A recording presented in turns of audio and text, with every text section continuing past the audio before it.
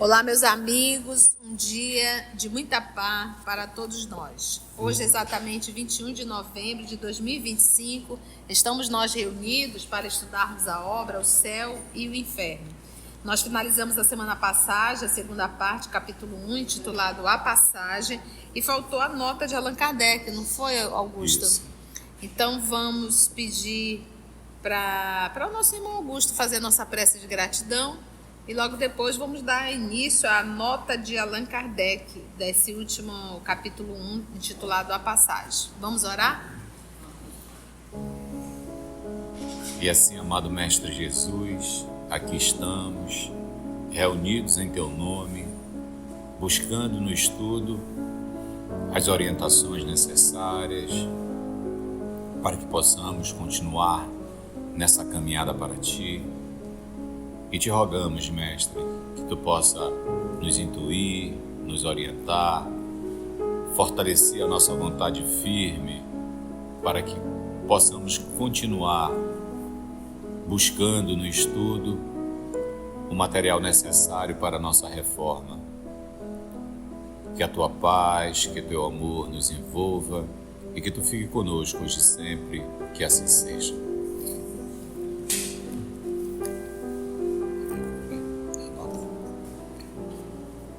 Nota de Allan Kardec. Os exemplos que vamos citar nos capítulos seguintes apresentam os espíritos nas diferentes fases de felicidade e infelicidade da vida espiritual. Não fomos procurá-los nas personagens mais ou menos ilustres da antiguidade, cuja situação pode ter mudado consideravelmente depois da existência que lhes conhecemos, e por isto não ofereceriam provas suficientes de autenticidade. Ao contrário, tomamos esses exemplos nas circunstâncias mais ordinárias da vida contemporânea. Ordinária aí é de comum, tá? Porque são aquelas em que cada criatura pode encontrar mais similitude e tirar, pela comparação, as mais proveitosas instruções.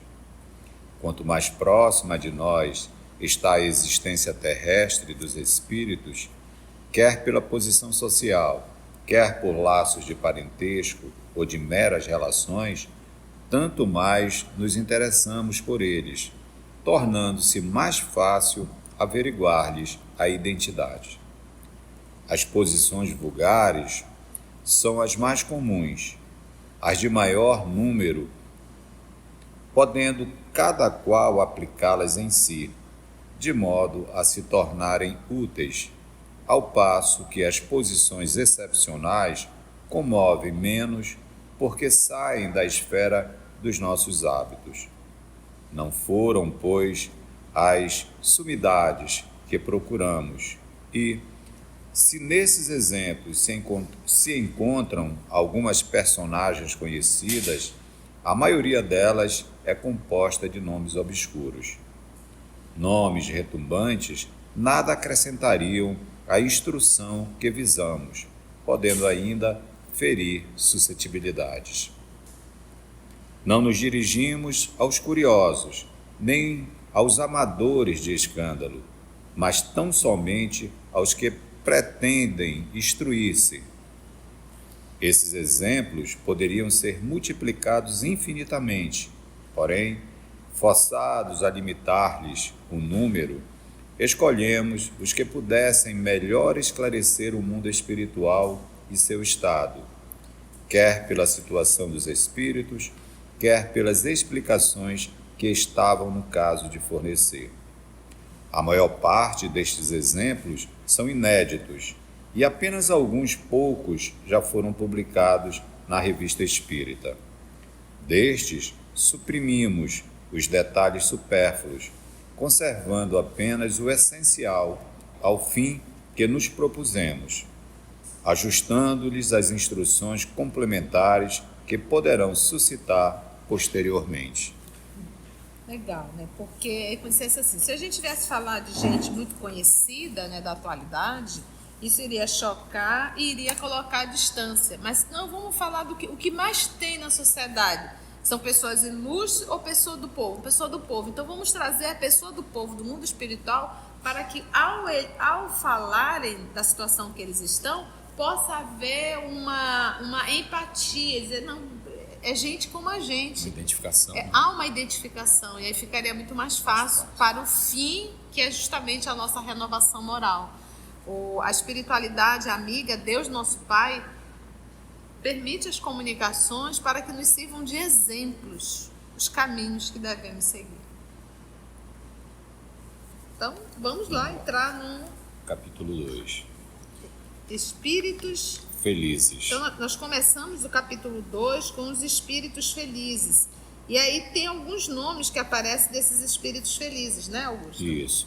Sanson, Jobar, Samuel Felipe, Van Dorst, Six Daniels, Dr. Demelry, Viúva Foulon, Wallace, quando solteira, um médico russo, Bernardin, Condessa Paula, Jean Renault, Antônio Cousteau, Emma Livre, Dr. Vignal, Victor Lebruff, Anage Gordon e Maurício Gontran.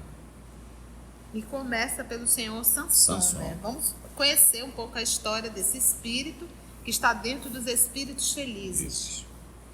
Sanson, antigo membro da Sociedade Espírita de Paris, o senhor Sanson faleceu a 21 de abril de 1862, depois de um ano de cruéis sofrimentos.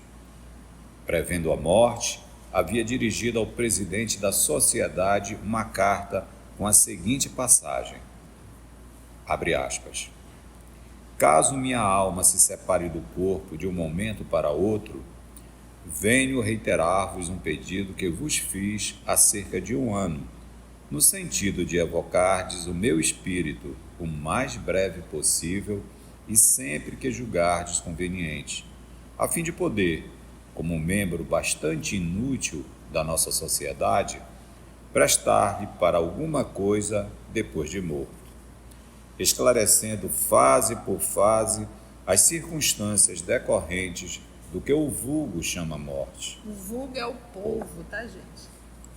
Que para nós outros, os espíritas, não passa de uma transformação, segundo os desígnios insondáveis de Deus, mas sempre útil ao fim que ele, Deus, se propõe.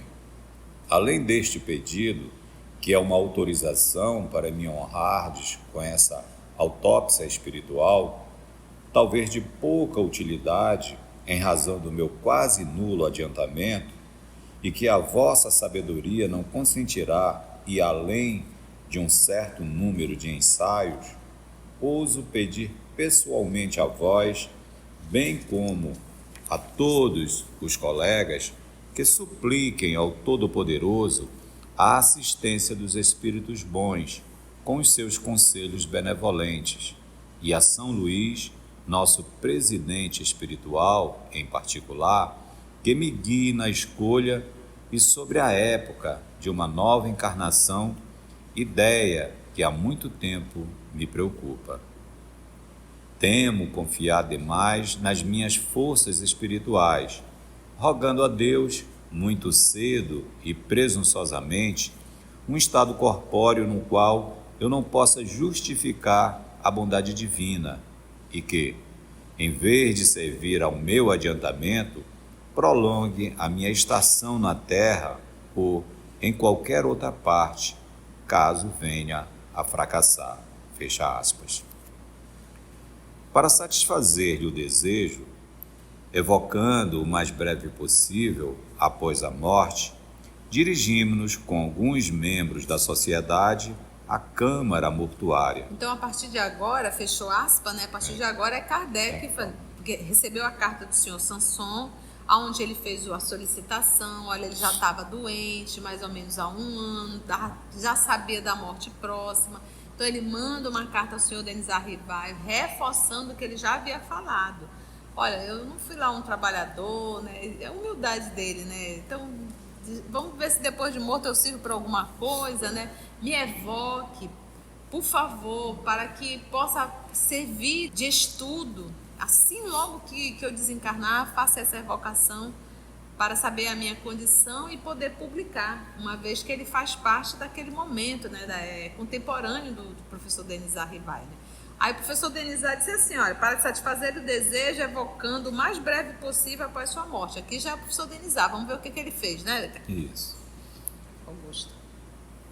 Dirigimos-nos com alguns membros da sociedade à Câmara Mortuária, onde, em presença do seu corpo, se passou o seguinte colóquio, 1 hora antes do respectivo enterro. Então, dirigimos com alguns membros da sociedade à Câmara Mortuária. Então, foi para o velório, tá? Tá no velório. E quando ele diz assim, se passou o seguinte colóquio, coloque a conversa, né? Seguinte conversa. O nosso objetivo era duplo.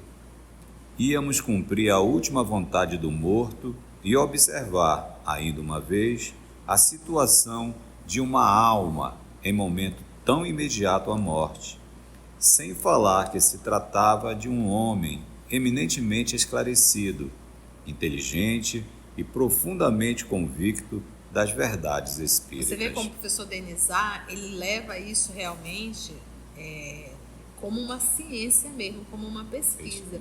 Ele deixou a emoção do lado, vamos lá, no momento do velório, e em sala ao lado fez a evocação. Lembrando que eu acredito que não existia naquela época salão para isso, né? Era onde que era feita os velórios? Nas igrejas ou até mesmo em casa. Nas residências, né? Nesse caso aqui, se fosse na igreja, seria quase impossível ele fazer isso, né? Então subentende que em casa, né? Então, bora lá. Íamos, enfim, constatar a influência de tais crenças sobre o estado do espírito, de modo a captarmos suas primeiras impressões. E não nos iludimos na expectativa, porquanto o Sr. Sanson descreveu com perfeita lucidez um instante da transição, vendo-se morrer e renascer, o que é uma circunstância pouco comum e só devida à elevação do seu espírito. E aí eu faço a evocação, Pode Augusto, ser. e você faz a voz do Sanson, tá bom? Evocação. É a evocação em nome de Deus, nosso Pai, se for da vontade, etc. E aí entra o Espírito. Atendo ao vosso chamado para cumprir a minha promessa. Meu caro Senhor Sanson, cumprimos com satisfação o dever de vos evocar o mais cedo possível depois da vossa morte, como era do vosso desejo. É uma graça especial que Deus me concede para que possa manifestar-me. Agradeço a vossa boa vontade, mas estou fraco e trêmulo. Condição que ele está. Lembra que o velório está acontecendo, tá? Ele está sendo evocado na salinha ao lado. Ele diz que está fraco e trêmulo. Questão número 3. Fostes tão sofredor que podemos, penso eu, perguntar como vos achais agora. Sentes ainda as vossas dores? Porque ele estava muito doente, né? Comparando a situação de hoje com a de 2 dias atrás, que sensações experimentais? A minha situação é bem afortunada, pois nada mais sinto das antigas dores. Acho-me regenerado, renovado, como se diz entre vós. A passagem da vida terrena para a dos espíritos deixou-me, a princípio, num estado incompreensível, porque, algumas vezes, ficamos privados de lucidez por muitos dias. No entanto, antes de morrer, pedi a Deus para permitir-me falar aos que estimo, e Deus me ouviu. Então talvez isso não seja nem tanto merecimento, mas a vontade dele de ajudar é tanto que a misericórdia divina permitiu para que ele ficasse relativamente lúcido nesse momento, né? Porque ele poderia ter sido recolhido e levado para um hospital, né? E ali ser atendido. Número 4. Ao fim de quanto tempo recobraste a lucidez das ideias? Ao fim de 8 horas. Deus, repito, deu-me uma prova de sua bondade, julgando-me mais digno do que eu merecia, de modo que não sei como lhe agradecer. Estás bem certo de não pertencerdes mais ao nosso mundo? Em caso afirmativo, como constatais a vossa situação? Certamente. Eu não sou mais desse mundo, porém estarei sempre ao vosso lado para vos proteger e sustentar, a fim de pregardes a caridade e a abnegação, que foram os guias da minha vida. Depois ensinarei a verdadeira fé, a fé espírita, que deve elevar a crença do bom e do justo. Estou forte, bastante forte, transformado em suma. Em mim não reconhecereis mais o velho enfermo, que tudo devia esquecer, fugindo de todo prazer e alegria. Sou espírito e a minha pátria é o espaço. O meu futuro é Deus, que irradia na imensidade. Gostaria de falar a meus filhos, ensinar aquilo mesmo que sempre desdenharam acreditar.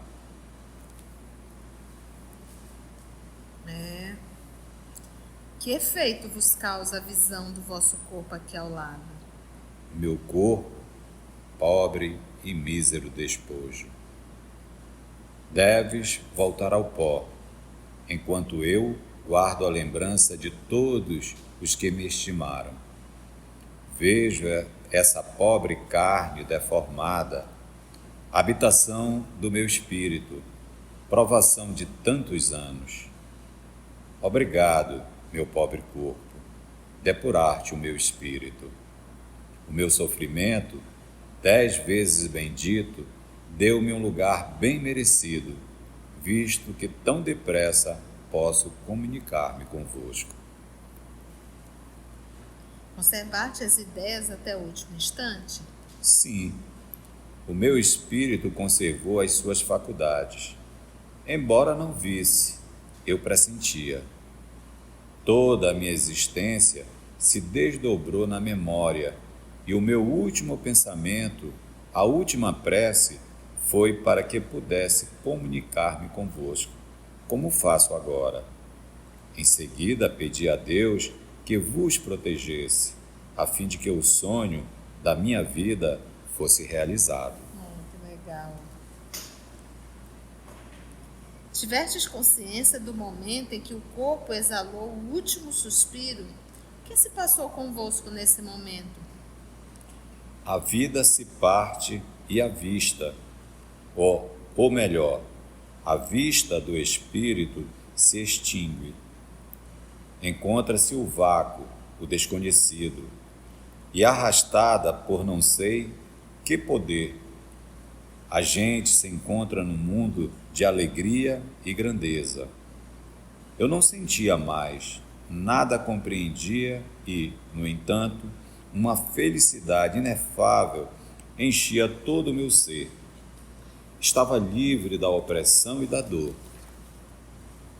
Vocês verem, eles sentiam uma alegria enorme, né? Eles não sabem nem explicar como, né? Uma força o atraía. Tende ciência do que pretendo ler sobre o vosso túmulo? Porque ele escreveu, né? Aí tem uma nota de Kardec. Apenas pronunciadas as primeiras palavras sobre o assunto, o Espírito respondeu antes que eu terminasse. E fez mais, respondeu sem interrogação alguma a certa controvérsia suscitada entre os assistentes sobre se seria oportuno ler esta comunicação no cemitério, achando-se presentes pessoas que poderiam não compartilhar das nossas opiniões. Gente, ele queria ler o que o Sanson respondeu, né? Vamos ver o que o senhor, do que pretendo ler sobre o vosso túmulo? Vamos ver a resposta.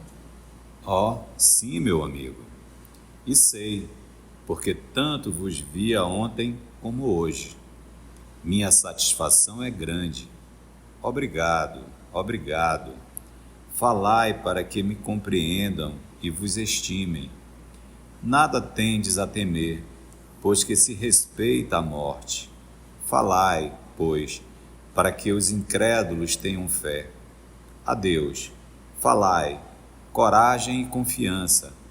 E tomara que meus filhos possam converter-se a uma crença tão venerada? Gente, o evidenizar é para acabar, né? Ele está fazendo a evocação, vai pegar todo esse material e vai ler lá na hora do sepultamento do túmulo. Vamos lá, é para isso que nós estamos aqui, né? Vai lá e divulgue. E aí tem uma nota, né? Que Kardec finaliza essa comunicação comentando, né, Augusto? Isso. Durante a cerimônia do cemitério, ele ditou as palavras seguintes, abre aspas, não vos deixeis atemorizar pela morte, meus amigos. Ela é uma etapa da vida, se bem souberdes viver. É uma felicidade, se bem a merecerdes, e melhor cumprirdes as vossas provações. Repito, coragem e boa vontade. Não deis aos bens terrenos mais que medíocre valor, e sereis recompensados. Não se pode gozar muito sem tirar o bem-estar dos outros e sem fazer moralmente um grande, um imenso mal. Que a terra me seja leve. Fecha aspas. Lindo, né? Lindo, lindo, lindo. Isso era 2 dias depois da morte dele, né? Ele morre dia 21 e essa foi em 23 de abril. É porque o sepultamento, né, demorava, né? Demorava. Hoje demora, tem algumas partes que levam mais tempo, até porque tem que ser cremado, né? Então aguarda toda a documentação, enquanto isso está congelado ali o corpo físico. Bem, nós vamos parar aqui e no nosso próximo encontro vamos para a mensagem de número 2, né? Que já foi 25 de abril de 1862, ainda do senhor Sanson, né? Mais 2 dias depois, mais comunicação do senhor Sanson. Foi bom, gente? Se você chegou até aqui o final, deixa seu comentário. É muito importante a gente poder ler o teu comentário. Não esqueça de curtir para que possa divulgar a página. Dá o seu like, né? E, se possível, faça a sua inscrição no nosso canal e toca o sininho. Porque quando você toca o sininho, o YouTube avisa para você quando o EOS publicar um novo estudo. Então, receba um grande abraço da família EOS Manaus. Assim, concluindo o nosso estudo de hoje e agradecendo o nosso Mestre Jesus por mais este momento de aprendizado, vamos orar? Então, assim, agradecemos ao nosso Pai Criador, ao nosso Mestre Jesus, aos amigos espirituais aqui presentes, por mais uma oportunidade que nos ofereceram de estudo e de reflexão. Graça te damos, Senhor, que assim seja. EOS Manaus. Estudando para servir ao Cristo. Visite nosso site em www.eosmanaus.org. No YouTube, procure o canal EOS Manaus. Participe do nosso grupo no Facebook. No Instagram somos @EOS Manaus.